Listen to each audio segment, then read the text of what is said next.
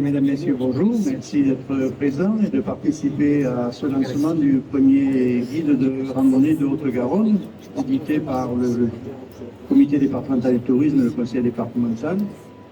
Je remercie Maryse Véza-Baronnière, vice-présidente du conseil départemental, et Didier Cugive, en charge du tourisme, d'être avec moi aujourd'hui. Deux mots sur la politique générale touristique du département. Tout d'abord, on a l'habitude de dire depuis 2015 au département que le tourisme est un enjeu économique majeur pour la Haute-Garonne. Pourquoi? Parce que c'est une source d'emploi et de rémunération locale, avec une volonté de faire durer et de créer des emplois in situ dans l'ensemble des territoires de la Haute-Garonne. Le tourisme et le loisir de proximité sont un enjeu de bien vivre en Haute-Garonne. Pour cela, on utilise la richesse de la Haute-Garonne avec une métropole moderne, culturelle, industrielle, porteuse, mais aussi des espaces périphériques, un espace périphérique protégé, comme le Volvestre, l'espace marin, ou bien sûr le Lauragais, mais aussi un piémont et de la haute montagne. Nous avons combien de pics à plus de 3200 mètres? 18 pics à plus de 3200 mètres. Il les a presque tous faits. Donc le département a défini depuis 2015 une politique de tourisme durable. C'est-à-dire un tourisme, par exemple, fluvial, avec la Garonne, le Tarn, le canal du Midi. Le no-tourisme dans le frontonnet. Ailleurs, les produits du terroir. Mais aussi l'itinérance douce, avec la création de Via Garona, qui est un chemin de randonnée de Toulouse à Saint-Bertrand-de-Comminges, ou Transgarona, une piste cyclable qui sera terminée sous peu, qui part de Toulouse et qui ira jusqu'au souffle de la Garonne dans le Val d'Aran. Mais aussi les chemins de Compostelle avec Conque Toulouse, n'est-ce pas? Maryse est une spécialiste de chemin. Et aussi la V81, c'est-à-dire le chemin du Piémont, où le département joue un rôle important de coordination. Et bien sûr le canal des Deux Mers, qui nous permet d'avoir là aussi un attrait important. Le tourisme vert, le tourisme chez les agriculteurs, qui prend de l'importance en Haute-Garonne. Mais aussi des sites majeurs comme bien sûr Saint-Féréol, avec les sources du canal du Midi, Saint-Bertrand-de-Comminges, Val-Cabrera, Aurignac, La Réole, etc. Et cela fait un tout, avec un maillage du terrain de curiosité, d'attrait, qui permet d'avoir des circuits aujourd'hui qui sont avenants et qui permettent d'avoir une diversification de clientèle. Vous savez que le département donc veut faire cette politique de tourisme durable et a un bras armé, le comité départemental du tourisme, présidé par Didier Cugive, ici présent, et je vais lui donner la parole pour vous présenter plus avant ce guide de randonnée Haute-Garonne. Merci à tous. Ce département, depuis quelques années, nous avons voulu l'inscrire dans une dynamique qui fasse comme caractéristique que ce tourisme soit véritablement un tourisme durable et faire de la Haute-Garonne une destination nature. Alors, spontanément, ce n'est pas la caractéristique première de notre département, parce que souvent, lorsqu'on parle de notre département, évidemment, on parle de cette belle et emblématique ville de Toulouse. Et parfois, lorsqu'on est à l'extérieur, loin de nos frontières, on en oublie la richesse de notre territoire. Et c'est tout le travail que nous engageons depuis de nombreuses années autour de l'itinérance douce. Nous voulons faire de ce département l'un des tout premiers départements français pour ce qui concerne l'itinérance douce. Nous utilisons absolument tous les moyens de transport, alors bien sûr la randonnée pédestre, mais aussi les parcours cyclables, mais aussi les parcours sur l'eau, les chemins équestres, etc. etc. Et aujourd'hui, à l'occasion de la foire de Toulouse, parce que c'est le début de la saison touristique, nous sommes très fiers de vous présenter ce nouveau guide, qui est un guide spécifiquement consacré à la randonnée pédestre.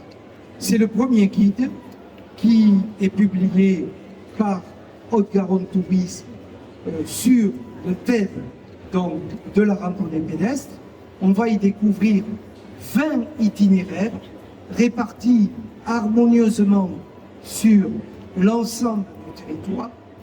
Et ce guide est le fruit d'un travail soutenu que nous avons mené avec, d'une part, la Fédération de la randonnée pédestre, à qui je veux rendre hommage par rapport au travail que nous avons opéré, mais aussi à Haute-Garonne Ingénierie.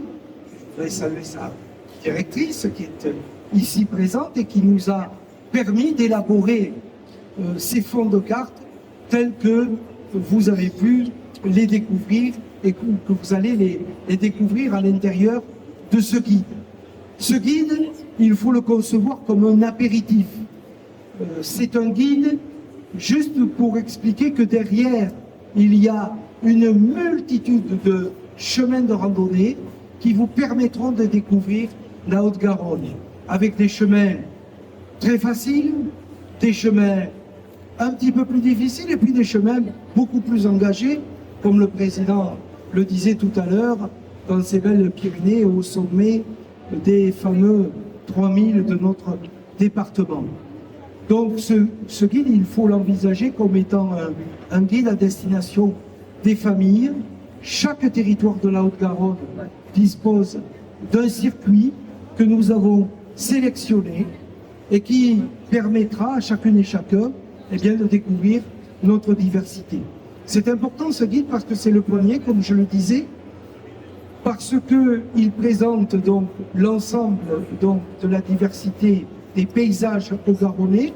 Nous avons sur ce département 600 km de chemin de randonnée. C'est énorme. On a 6 chemins de grande randonnée. C'est aussi particulièrement important à souligner. Et comme vous aimez les chiffres, ce guide a été imprimé à 20 000 exemplaires. Alors, on a ce guide d'une part, on a d'autre part l'édition d'un site internet qui va reprendre ces guides, ces chemins, ces circuits et qui va aussi les développer d'autres circuits, rando-haute-garonne.com, que je vous invite à découvrir. Ça aussi, c'est une nouveauté. On va s'appuyer sur une application qui est l'application Circuit, qui présente beaucoup d'autres chemins de randonnée en France et en Europe. Et enfin, nous avons édité une charte du randonneur, parce que même si nous faisons tout pour que nos chemins de randonnée soient des chemins particulièrement bien équipés, nous considérons que c'est aussi de la responsabilité des randonneurs de randonner, de découvrir la Haute-Garonne avec un engagement fort vis-à-vis du respect de la nature. Bonjour à tous et à toutes, simplement pour renchérir sur les propos du président et de mon collègue Didier Cugive. C'est vrai que vraiment nous avons souhaité que ce département présente des sentiers de randonnée à la fois très structurants, avec des colonnes vertébrales. Georges Mérican les évoquait tout à l'heure, la Via Garona, voilà, le GR46, le Piémont pyrénéen, vraiment, GR86, le Conques-Toulouse, le Toulouse-Saint-Bertrand de Comminges. Et à côté de ces colonnes vertébrales, nous avons souhaité qu'il y ait un maillage sur les territoires qui rejoignent ces colonnes vertébrales. Et je dois saluer, vous l'avez fait tous les deux, le partenariat très fort que nous avons bien sûr avec le comité départemental de randonnée pédestre, mais également avec les communes, les intercommunalités et avec les offices de tourisme intercommunaux. J'ai aperçu il y a un instant quelques agents des offices intercommunaux de Haute-Garonne. Véritablement, c'est aussi grâce à eux que nous avons pu être au plus près des territoires. Donc voilà, désormais, à la fois le comité départemental du tourisme, les offices de tourisme de Haute-Garonne auront un document, à la fois bien sûr papier, mais également un site qu'ils pourront proposer aux clients, aux visiteurs et aux touristes.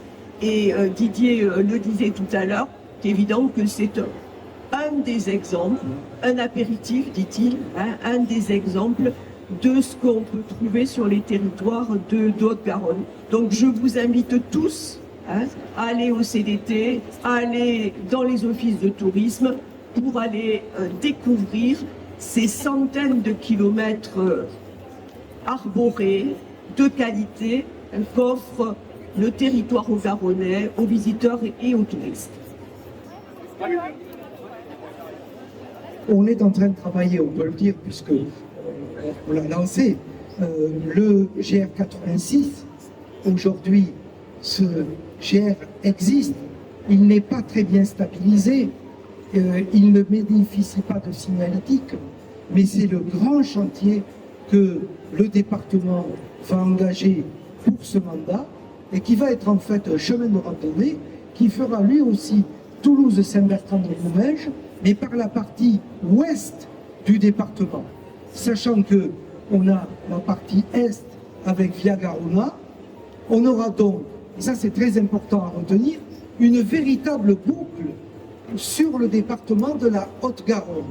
On va avoir la possibilité de faire Toulouse-Saint-Bertrand-de-Comminges, par exemple en descendant la Via Garona, et on remontera sur Toulouse par le GR86.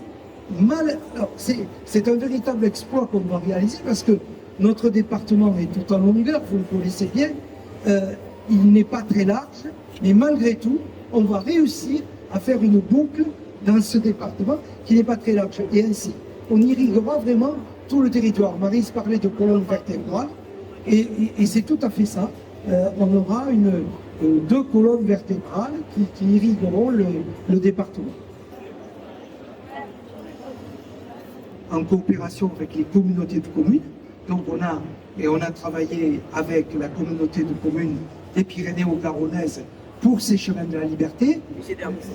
Et là, le musée de la résistance pour ce qui nous concerne, ça c'est très important parce que là on va toucher à la fois une randonnée sportive, évidemment, parce que c'est un chemin qui est engagé, mais c'est le tourisme mémoriel. Et au niveau du département, on accorde une importance particulière à cet élément-là.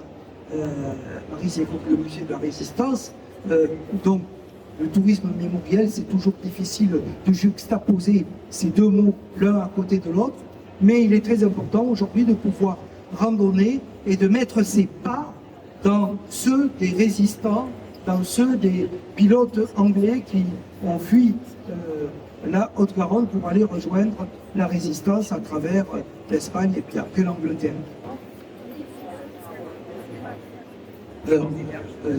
Et bien évidemment, à Haute-Garonne Tourisme, sur nos lieux d'implantation, je vous rappelle, rue Bayard à Toulouse, la très belle nouvelle aire de Port-le-Roiguet. Je dis nouvelle aire, bon, on sait, on est toujours à Port-le-Roiguet, mais dans d'autres locaux.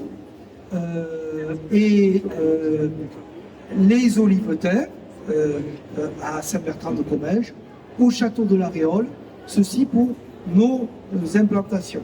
Et puis bien sûr, tous les offices de tourisme intercommunaux, la fédération de la randonnée pédestre, l'ensemble des acteurs touristiques, les chambres d'hôtes, les hébergeurs, les hôtels, les restaurateurs, 20 000 exemplaires, c'est quelque chose de très significatif.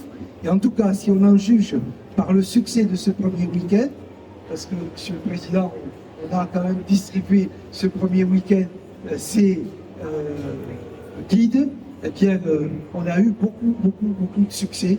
C'est la demande numéro 1 aujourd'hui des touristes et des femmes et des hommes de Haute-Garonne et d'ailleurs, c'est est-ce que vous avez des fascicules sur les chemins de randonnée? C'est la première demande.